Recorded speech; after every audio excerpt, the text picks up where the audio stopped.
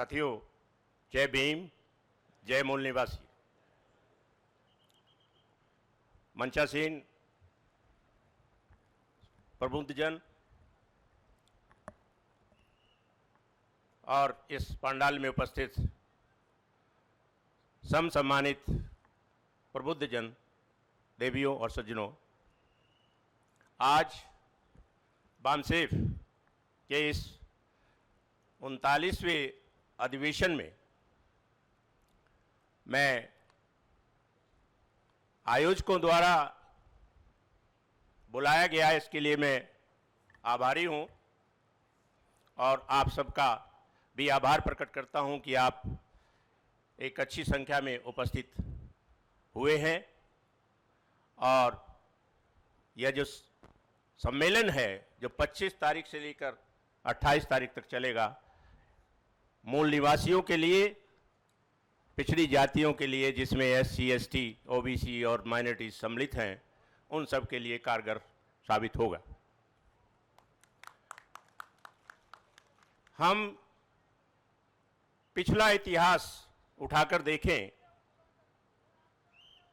उसको बहुत ज़्यादा दोहराने की जरूरत नहीं है, परंतु याद रखने की आवश्यकता अवश्य है कि पिछले 3000 वर्षों से भारत के मूल निवासियों पर जो अत्याचार होते आए हैं या उन्हें उनके अधिकारों से वंचित रखा गया है, उसके कारण क्या हैं और उसका निवारण क्या है। 1931 की जनगणना के आधार पर हम मूल निवासी 85% और जो दूसरे लोग हैं जिनको आप सामान्य जाति कहते हैं, जनरल कैटेगरीज में आते हैं, वो केवल 15%। और 1931 के बाद से आज तक कोई जातिगत जनगणना नहीं हुई है और आमतौर पर स्पष्ट हो रहा है कि अब उन लोगों की संख्या 10% पर सिमट गई है। 90% हम लोग भारत के मूल निवासी, पिछड़ी जातियां, SC, ST, माइनॉरिटी सब मिलाकर, पर उसके बावजूद भी हम त्रस्त हैं। हम अपने संविधान के दायरे में आने वाले समस्त अधिकारों को आज तक पूर्ण रूप से प्राप्त नहीं कर पाए हैं। थोड़ी बहुत जागृति आई है तो वह केवल SC और ST में आई है। OBC अभी भी उसी तरह पिछड़ा है और अपने पिछड़ेपन को दूर करने का प्रयास तक नहीं कर रहा है। मुझे कहते हुए अफसोस होता है, अक्सर कहा जाता है कि पिछड़ी जातियों को एकत्रित करना मेंढक तोलने के समान है, एक को जोड़िए तो दूसरा उड़ जाता है। यह प्रवृत्ति हम कब तक चलाएंगे? हमें सोचना होगा कि हम क्यों पिछड़े हैं और क्या हम पिछड़ा ही रहना चाहते हैं। हमें चाहिए कि हम आगे बढ़ें, पिछड़ापन दूर करें। कुछ मायनों में यदि देखा जाए तो हम जो अगड़ी जातियां कही जाती हैं उनसे भी कहीं आगे हैं। आज यदि मेरिट का सवाल लें तो मेरिट पर आप देखेंगे कि पिछड़ी जातियों की जो योग्यता है वो अगड़ी जातियों से ज़्यादा साबित हो रही है। परंतु आरक्षण को लेकर हमेशा यही बात उठाई गई है कि आरक्षण इसलिए नहीं दिया जा सकता ज़्यादा कि मेरिट का सवाल है।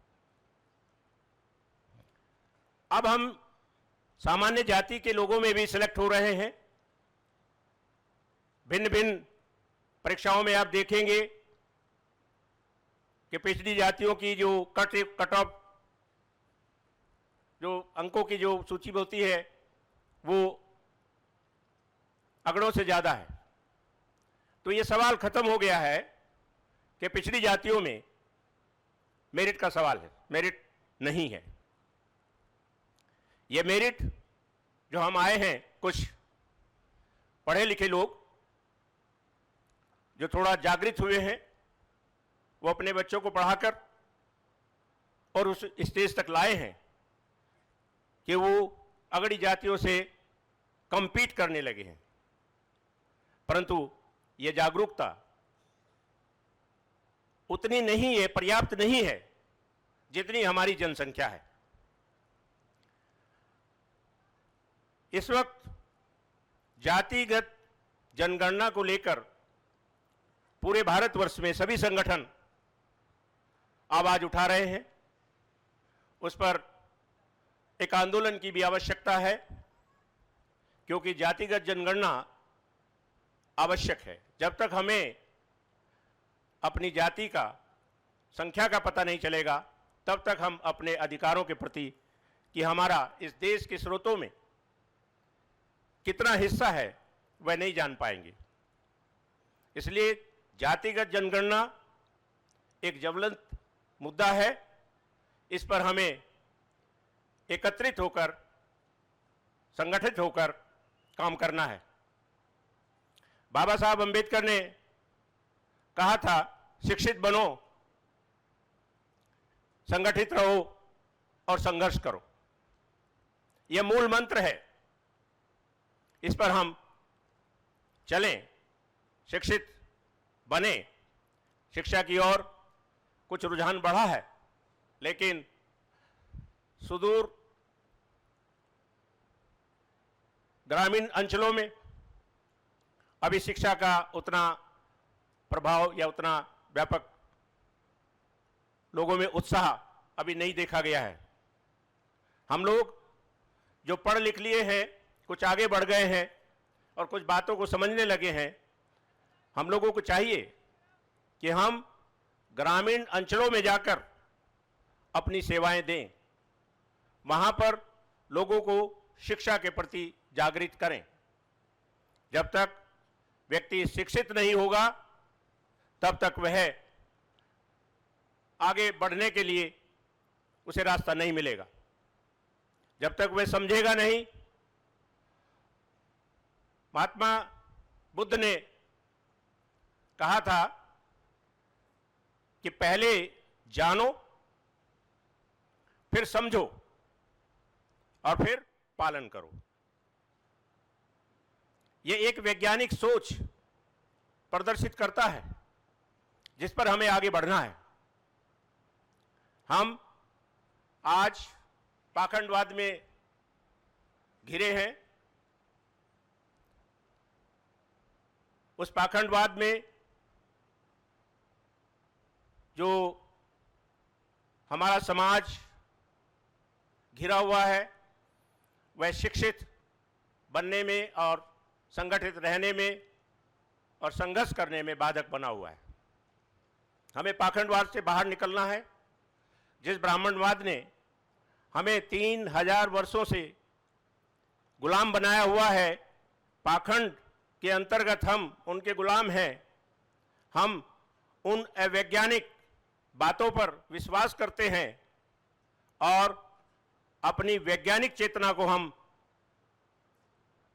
जागृत नहीं करते हैं, उस पर विचार नहीं करते हैं और उसी पाखंड में घिरे हुए हम अपने समाज को पीछे हटाते चले आ रहे हैं। हमें चाहिए कि जो चीज हमारे सामने है, जो हमें बताया गया है, उसमें कितना वैज्ञानिक आधार है। और अगर वैज्ञानिक आधार है, जैसे गौतम बुद्ध ने कहा कि पहले जानो, फिर समझो और फिर उसका पालन करो, तो किसी चीज को समझने के लिए जानना कि बहुत जरूरी है और वो उसके लिए वैज्ञानिक आधार अपनाया जाना आवश्यक है। मैं किसी भी धर्म या संस्कृति के विपरीत कोई बात नहीं कहना चाहता हूं, लेकिन हम जिस धर्म और संस्कृति में उलझ कर रह गए हैं, उनके अनुष्ठानों, उनके व्रत, उनके कीर्तन और न जाने उनकी कांवड़ यात्रा और अन्य चीज़ों पर हम इतना ज़्यादा विश्वास करने लगे हैं कि हम अपना सारा काम छोड़कर उसी में लग जाते हैं। जितना समय हम उन अनुष्ठानों में, उन कार्यक्रमों में दे रहे हैं, उतना समय हम शायद शिक्षित बनने में नहीं दे रहे हैं। शिक्षा, स्वास्थ्य और न्याय, ये तीन ऐसे स्तंभ हैं जो किसी भी समाज के लिए उसको ऊंचाइयों तक पहुंचाने के लिए पर्याप्त हैं। यदि हम शिक्षित होंगे, जैसा बाबा साहब अंबेडकर ने कहा था कि शिक्षा शेरनी का वो दूध है जो पिएगा वो दहाड़ेगा, तो हम अपने पूर्वजों के लिए, पूर्वजों से ये सीखने के लिए प्रेरित क्यों नहीं होते हैं। देहातों में मैं देहात से बिलोंग करता हूं, देहातों में एक परंपरा सी चली आ पड़ी है कि हमने बच्चे को पढ़ाना शुरू किया कि जैसे तैसे वो हाई स्कूल पहुंचा या किसी प्रकार इंटर कर पाया तो हम सोचने लगते हैं कि नौकरी लग जाए। उसको आगे बढ़ाने के लिए हम अपने संसाधनों को कम मान के चलते हैं कि भाई आगे हमारे पास पढ़ाने के लिए शायद उतने संसाधन नहीं है, और नौकरी कराने के लिए पहले से उसके मन में डाल दिया जाता है कि हाई स्कूल कर लिया, इंटर कर लिया, बहुत है, आगे कहीं नौकरी लग जाएगी। साथियों, वो जमाना भी चला गया कि जो हाई स्कूल और इंटर पास करने के बाद नौकरियां लग जाती थी। अब कंप्यूटर युग है, जो कंपटीशन हो रहे हैं कंप्यूटर से हो रहे हैं, लेकिन आज भी देहातों में ऐसी परंपरा पड़ी हुई है कि भाई नौकरी तो लग जाती, लेकिन हमारे बाप के पास शायद पैसा देने को नहीं था। बहुत से बच्चे अपने माँ बाप के लिए ही ऐसा सोचने लगते हैं कि इन्होंने हमारे लिए कुछ नहीं किया, कहीं रिश्वत दे देते तो हमारी भी नौकरी लग जाती। ये सब धारणाएं गलत हैं। मैं आपको बता दूं, आप सभी देखते होंगे समाज में कि ये बातें चल रही हैं कि बिना रिश्वत के लिए नौकरी, बिना रिश्वत के बिना नौकरी नहीं लगती है, लेकिन ये धारणा एकदम गलत है। इन कॉम्पिटिशन्स में जहां पर इस तरह की सौदेबाजी होती है और जहां पर कहा जाता है कि वो कोई व्यक्ति ऐसा है जो काम करा देगा, पैसा जमा करा के आपसे जो है लालच दे के आपको मेहनत करने से भी रोक देता है, वो केवल जुआ खेलता है। एक व्यक्ति यदि किसी कंपटीशन में 10 आदमियों से पैसा जमा करा लेता है तो 10 आदमियों में कम से कम 2 व्यक्ति जरूर ऐसे निकल आएंगे जो अपनी मेरिट पे आ जाते हैं, और वो दोनों आदमी ये समझते हैं कि हमने तो रिश्वत दिया था इसलिए हमारा काम हो गया। हम ये कहते हैं वो 8 आदमियों का जो पैसा लौटा रहा है, यदि उसके पास ऐसी सुविधा थी या उसका ऐसा प्रभाव था तो उसने 10 के 10 व्यक्तियों को क्यों नहीं भर्ती करा दिया, क्यों नहीं नौकरी दिला दी। तो इन चीजों पर ध्यान देना होगा। देहातों में ये परंपराएं बहुत चल रही हैं। बच्चे यही सोचकर नहीं पढ़ रहे हैं कि नौकरी तो रिश्वत देकर ही लग सकती है, लेकिन नहीं, आज जमाना बदल गया है। कंपटीशन में आना होगा, और जब तक आप कंपटीशन में नहीं आएंगे और जब तक अपने दिमाग से ये बात नहीं निकालेंगे कि हम पर्याप्त योग्यता न होने के बावजूद भी सिलेक्ट हो जाएंगे, तो तब तक सिलेक्शन का कोई आधार आपका नहीं बनता है। आपको यही सोचना होगा कि हम पर्याप्त नहीं, पर्याप्त से भी ज़्यादा, अधिक से अधिक मेहनत करके टॉप पर पहुंचेंगे तो आपके सिलेक्शन का आधार बन सकता है। और दिमाग से ये बात निकाल देनी होगी कि हमें कोई पीछे से पुश करेगा या हेल्प करेगा तब हम नौकरी में आ पाएंगे। शिक्षा के साथ साथ हमें स्वास्थ्य पे भी ध्यान देना होगा, क्योंकि जो एक शरीर के लिए आवश्यक चीज़ें हैं, यदि वो आपको नहीं मिल रही हैं तो स्वाभाविक रूप से आप उतना स्वस्थ नहीं हो पाएंगे जो इस संघर्ष को करने के लिए हमें आवश्यक है। शिक्षा, स्वास्थ्य और न्याय की बाबत, न्याय के केवल अदालतों से संबंधित न्याय की बात नहीं कर रहा हूं, मैं सामाजिक न्याय की बात कर रहा हूं। हम समाज में अपने आप को पहचाने, अपने साथी को पहचाने, अपने परिवार के सदस्यों को पहचाने और जिसकी जैसी व्यवस्था है उसकी व्यवस्था के अनुसार उसे माने। दुनिया में जो पहले आया है वो बड़ा है, जो बाद में आया है वो छोटा है। ये प्रकृति का नियम है। यदि हम इस प्रकृति के नियम का पालन नहीं करेंगे तो एक सामाजिक अव्यवस्था फैलेगी जो सामाजिक न्याय में बाधक होगी। पुत्र को पिता का सम्मान करना चाहिए और बड़े भाई छोटे भाई में आपस में आदर और प्यार इनका भाव होना चाहिए। आजकल देखा जा रहा है परिवारों में विखंडन ज़्यादा है। हम विखंडित होते जा रहे हैं, भाई भाई में नहीं बन रही है, पिता पुत्र में भी विरोध हो जाता है। तो यह सब प्राकृतिक न्याय के सिद्धांत के विपरीत है।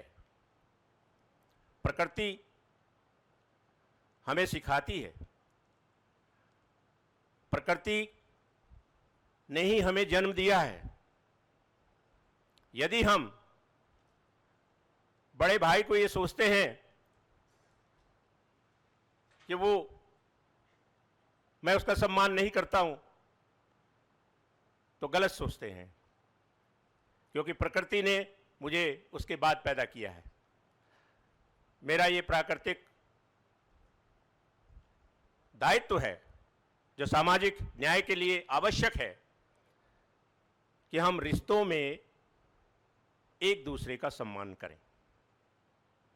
और जब हम रिश्तों में एक दूसरे का सम्मान करेंगे तो स्वाभाविक रूप से हम संगठित होंगे, और जब संगठित होंगे तो संघर्ष करने की एक शक्ति हमें पैदा होगी। तो बाबा साहब का ये कहना कि शिक्षित बनो, संगठित रहो और संघर्ष करो, तो ये मूल मंत्र हमें अपने अंदर पैदा करना है, अपने परिवार में पैदा करना है, अपने पड़ोस में, अपने समाज में, अपने प्रदेश में और अपने देश तक लेकर जाना है। यही संघर्ष हम पिछड़ी जातियों को आगे बढ़ाएगा। कुछ लोग जो शिक्षित हो गए, कुछ पद पा गए, वही लोग अपने समाज से विमुख हो जाते हैं। बाबा साहब ने भी इस बात की आशंका प्रकट की थी कि उनका जो ये मिशन है यदि फेल होगा तो ये वही उनका वर्ग पढ़ा लिखा जो अपने समाज से निकल कर उस समाज से अपने आप को ऊपर समझने लगता है, वही इस मिशन को फेल करेगा। तो भाइयों और बहनों, मेरा सबसे यही कहना है कि हम बाबा साहब की इस मिशन पर काम करें कि हम शिक्षित बने, संगठित रहें और संघर्ष करें।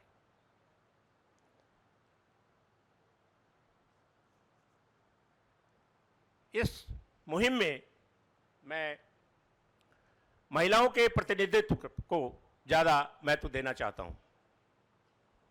हमारा समाज कम से कम 50% ऐसा है जो महिला युक्त है, और महिला, पूरा समाज हमारा मिलकर जो बनता है पुरुष और महिला से बनता है, आधी महिलाएं हैं। तो यदि हम महिलाओं को जागृत नहीं कर पाएंगे और महिलाओं को हम शिक्षित नहीं कर पाएंगे या उनका सम्मान नहीं करेंगे तो आधी लड़ाई तो हम इसी में हार जाते हैं कि हमारा आधा समाज तो एकदम अज्ञान है, उसको तो हमने अभी तक कुछ दिया ही नहीं, उसका सम्मान ही हमने नहीं किया है। तो हमें चाहिए कि महिलाओं को बराबर का अधिकार दें, बराबर का सम्मान देते हुए उनको अपने साथ अपने मिशन में जोड़ें, और फिर देखिए कि आपके मिशन की सफलता किन ऊंचाइयों को छूती है। महिला सशक्तिकरण के नाम पर बहुत कुछ होता है, परंतु क्या धरातल पर उसका कोई परिणाम मिलता है, ये आप खुद ही देख सकते हैं। इसलिए हमें कोशिश करनी होगी कि हमें अपने घर में महिलाओं को शिक्षित करना होगा, महिलाओं को आगे बढ़ाना होगा, और हमारे जो मूल निवासियों का जो संघर्ष है उसको गति देनी होगी महिलाओं को साथ लेकर। संजय जी ने ईडब्ल्यूएस के बारे में कुछ कहने के लिए कहा था। आप सबने देखा, ईडब्ल्यूएस आर्थिक आधार पर आरक्षण, आधार तो आर्थिक है, लेकिन रिजर्वेशन केवल अगड़ों के लिए। भाई जब आर्थिक आधार का आपने, जब तक आर्थिक आधार को आपने आरक्षण के लिए लिया, तो फिर अगड़ों के लिए क्यों?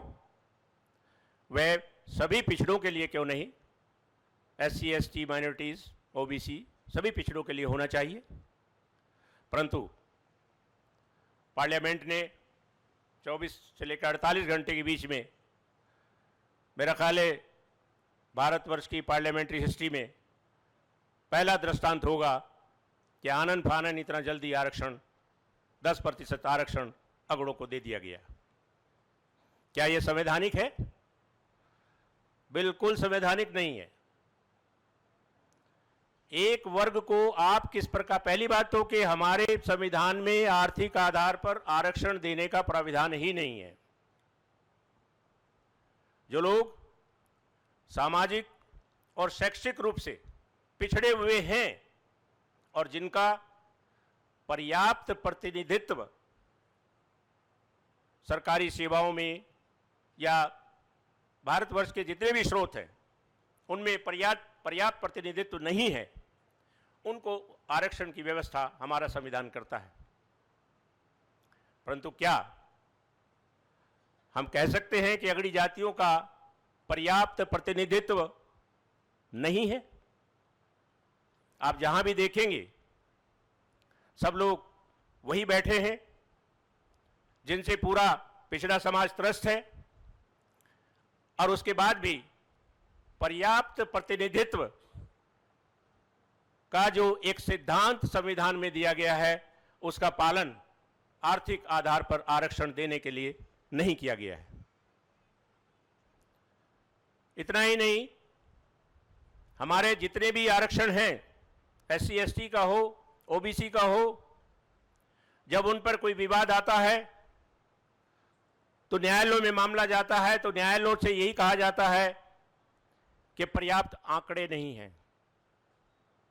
ट्रिपल टेस्ट सुप्रीम कोर्ट ने कहा, उससे संबंधित आंकड़े नहीं हैं, और आपके लिए आपके आरक्षण को उसमें उलझा दिया जाता है या उसे समाप्त कर दिया जाता है।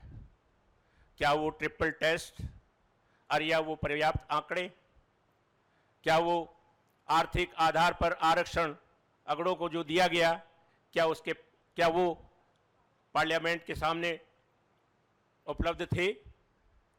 क्या माननीय सर्वोच्च न्यायालय के सामने वो आंकड़े उपलब्ध थे?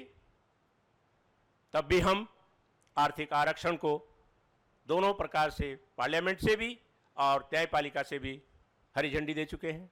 ये सब क्या है? हमें संघर्ष करना है इन चीजों के लिए। आर्थिक आधार पर आरक्षण के लिए अभी भी सर्वोच्च न्यायालय में पुनर्विलोकन याचिका पड़ी हुई है,